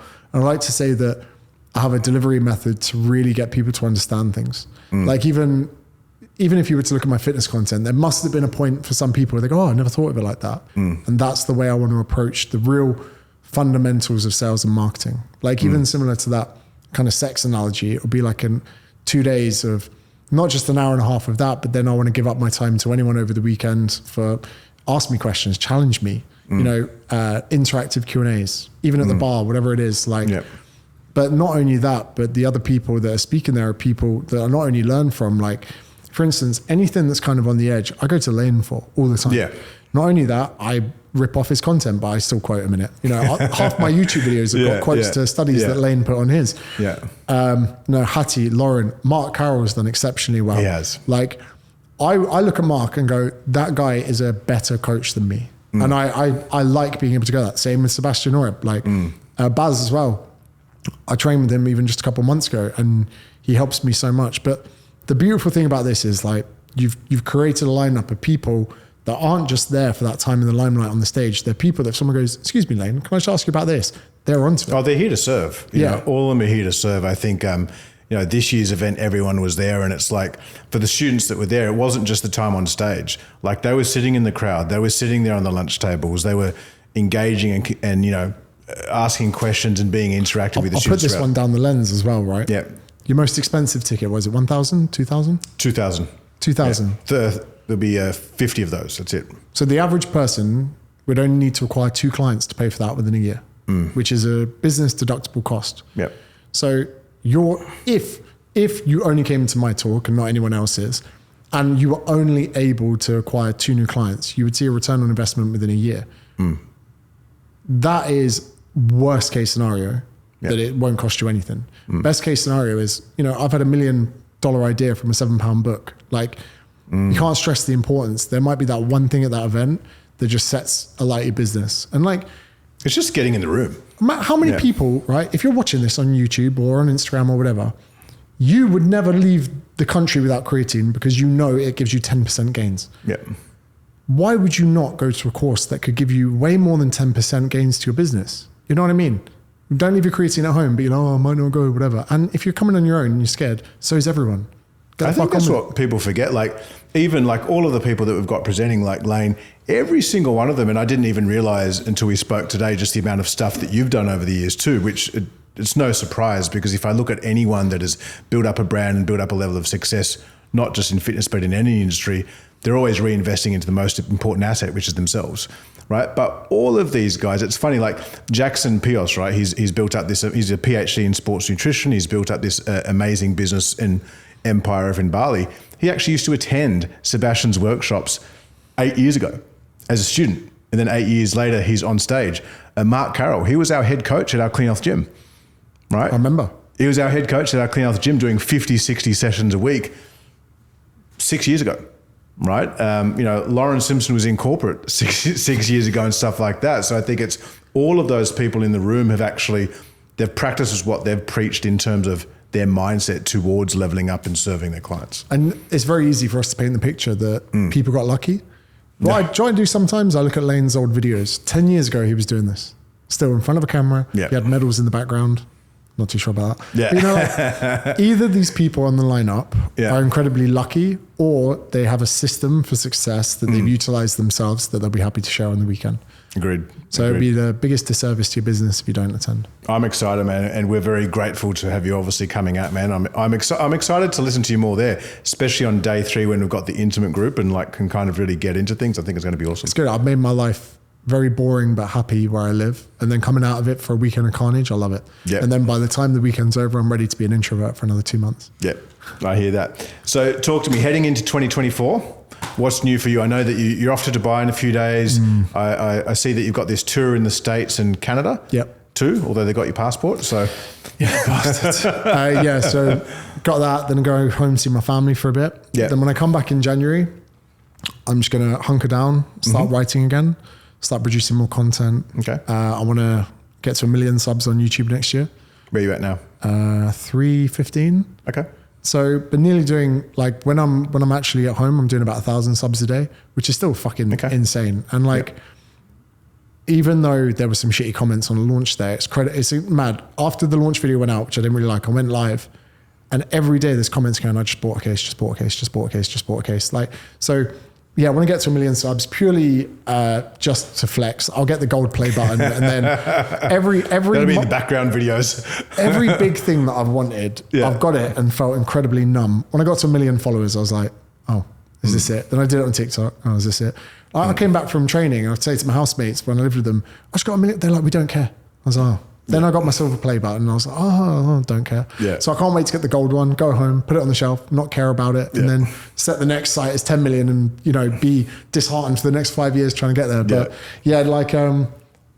I'm just excited for next year to just get in a routine of putting out good content, coming to Clean Health. I really love the business side of things. Like I love helping people with a back squat and RDL and a hip hinge. Yeah. But there's nothing better than seeing I used to be a burnt out, underpaid, overworked coach, and now I'm not. And there's nothing more exciting to me than being in a room with underpaid, overworked, burnt out coaches, seeing them a year later and them going, fuck it, they look healthier. Well, you know what? I think it comes to that place of like serving the next generation. Like I spent the first 10 years of my career being a PT, then I spent the last 10 years being involved in educating PTs. So it's like kind of achieving that level of success yourself, then giving it back. It's actually, people ask me now, like, you still fucking, doing these early starts, late days with all these kids. I'm like, it's because I fucking love what I do. Yeah. Like, it's not work. I would do this anyway. I love it. So yeah, come to Clean Health. You'll love your job more and probably make more money. And we'll end on that quote, brother. Thank you very much for Cheers. coming, mate. Thank you very much.